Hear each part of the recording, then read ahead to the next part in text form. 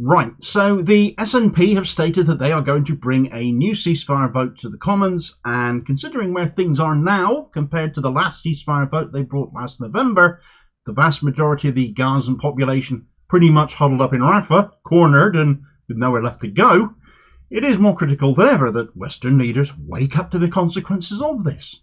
Of course, what the last SNP ceasefire vote did do was expose the splits within Keir Starmer's Labour Party, with 10 of his MPs resigning their shadow cabinet posts and numerous other MPs voting with their consciences, and against Starmer's official line, rancid as that was.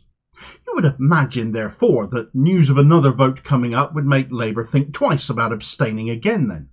The vote is coming this week. It was possibly going to be held off until the following week, since Opposition Day debates are always held on Wednesdays, and the Rochdale by-election is that Thursday. However, with Labour having been forced to pull their candidate for daring to have an honest opinion of the events leading up to October 7th, that likely lost its impact and is now definitely going to come this week. Will Starmer once more show he's on the side of Israel rather than the side of what is right and just and humane, and whip his MPs to abstain again?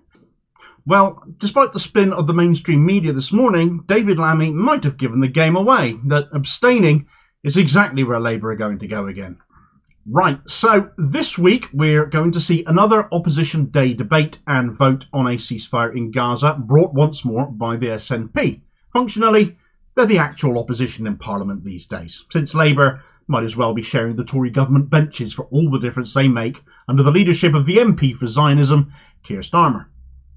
Last November, Starmer's party was split down the middle on this issue, with many Labour MPs refusing to be as blatantly appalling as Starmer and his hangers-on, and voted with the SNP motion to call for a ceasefire.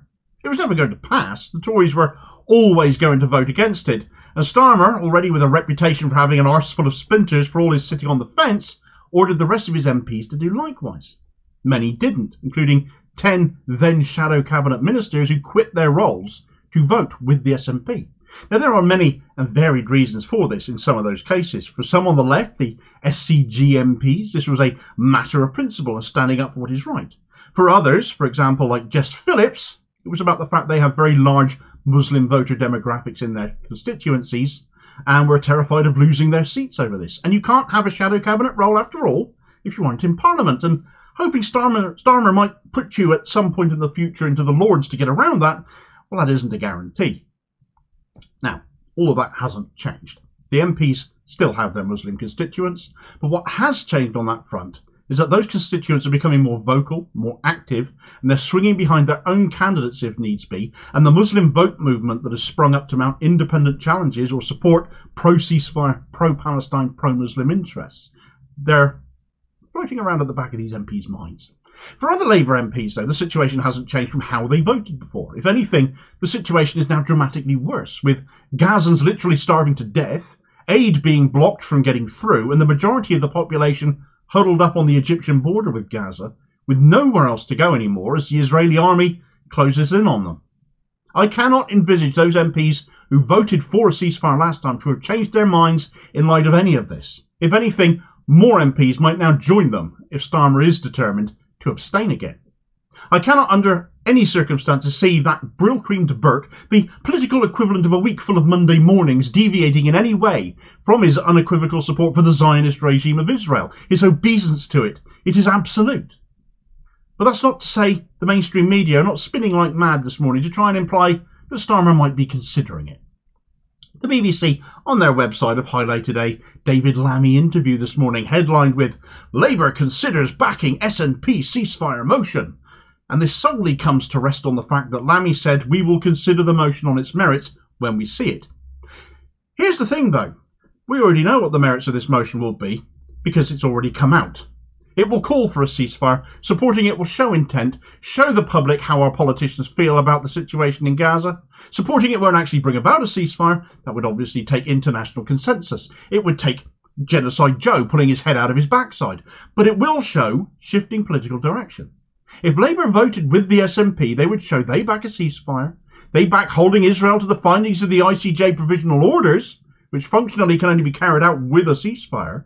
And it shows that as the UK finds itself being taken to The Hague for aiding and abetting with Israel in its plausible case for genocide by continuing to supply weapons to the regime by both South Africa and Nicaragua as things stand right now, with more possibly waiting in the wings.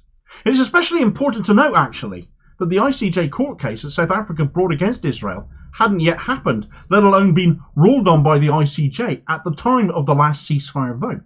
So a plausible case for genocide, having been demonstrated at the World Court as it has, should be a massive game changer for Parliament. Is Starmer so up his own backside he thinks he knows better than the ICJ court judges on some matters? Well, yes, I think we'd all agree, absolutely. Yes, he is. He is that arrogant. But for as much as the BBC are doing the establishment's bidding, reminding us that headline that Starmer is the anointed one, saying that Labour would decide what is coming on the merits of the motion, what they omit to mention is that the SNP have already published their motion. They published it already. And that completely rubbished David Lammy's excuses this morning. The SNP motion itself reads that this House calls for an immediate ceasefire in Gaza and Israel, notes with shock and distress that the death toll has now risen beyond 28,000, the vast majority of whom were women and children, further notes that there are currently 1.5 million Palestinians sheltering in Rafah, 610,000 of whom are children, also notes they have nowhere else to go, condemns any military assault on what is now the largest refugee camp in the world, further calls for the immediate release of all hostages taken by Hamas and an end to the collective punishment of the Palestinian people, and recognises that the only way to stop the slaughter of innocent civilians is to press for a ceasefire now. It is completely reasonable. Not my words describing that motion, but the words of Blairite Scottish Labour leader Anna Sarwar, because Scottish Labour back a ceasefire and are completely out of lockstep with Starmer's position. And more I can see Starmer becoming isolated over this. But utterly reliant as he is on his pro-Israel backers both personally and for his party, I just can't see him ever budging on this. And what Lammy actually said this morning seems to make that abundantly clear. Here's what Lammy said when speaking to Laura Kuenssberg this morning from Munich, where he is at the moment with Starmer at a security conference. When asked if Labour will support this ceasefire motion this week, he said, "Well, we all want to see an end to the fighting. It must stop. Over 28,000 people have lost their lives, women and children. You know, one of my children is adopted. 17,000 orphans now in Gaza. It's abominable. So of course people want to see a ceasefire. The question now is how. And to be absolutely clear, when that ceasefire comes, we can't see the fighting restart. That's why I've been here with Keir Starmer speaking to the Saudi Arabians, the Qataris, European allies. I haven't seen the motion. It's not yet put down. We will scrutinise that motion as is our way in Parliament. That will come in Monday, I expect, Tuesday, and we will look at it from there. But look, let us be clear. Yes, we will have a vote in Parliament this week, but it's not that vote that will bring about a ceasefire. It's the diplomatic actions. It's Hamas. It's Benjamin Netanyahu. It's Partners for Peace saying the fighting must now stop. Now, if Lammy hasn't seen the motion had already been published, it's been out since Saturday, as it happens, that I've seen it, then I can't really see, as Shadow Foreign Secretary, how he or his staff were not aware of it. But it's the excuse-making he was already doing just then that imply Labour will not be supporting this vote once again. We know the vote won't bring about a ceasefire, but it shows whether you're on the side of peace or not, the side of what is right and just or not. And with that ICJ ruling having been made, those orders laid down, that plausible case has been proven, yet to be found as such on the merits, but that can take years, which are years those trapped in Rafah right now clearly do not have. To abstain this time, here and now, when Gaza has been all but razed to the ground, as another hospital, Nasser Hospital, gets rendered completely inoperable, another war crime, to sit on your hands as this has continued, has demonstrably got worse. The consequences and the message to the general public that you're going to sit on the fence in the face of genocide is not going to wash. We won't put up with it. It's going to look so much worse this time than it did last time. Lammy knows the numbers.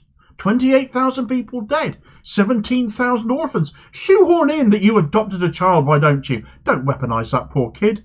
Don't weaponise that as an excuse for you failing to back a ceasefire again. Because if that is what Starmer demands, Lammy of all people will be the first in line to obey. Wednesday is going to be a big test for Labour again. And so many people all over this country are going to be watching to see how they vote, how their MP votes, if they bother at all and don't just sit on their hands, and who does or doesn't stand up and be counted but doing what is right. David Lammy will do what he's told. It's what he always does. It's how he's lasted as an MP for as long as he has. But people are becoming more aware of the machinations behind some MPs. They're not putting up with it anymore, and he's certainly discussed more than his fair share of people. But he can hardly be regarded as the most pro-Israel MP. You'd probably be hard-pressed to actually look past Starmer himself on that score. But then a brand new and shiny, newly elected MP from this week's by-elections is literally married to a former member of the Israeli Defence Force, and even converted to Judaism upon visiting Israel and beginning a relationship with his now husband. And you can find out all about that on this video recommendation here, and I'll hopefully catch you on the next vid. Cheers, folks.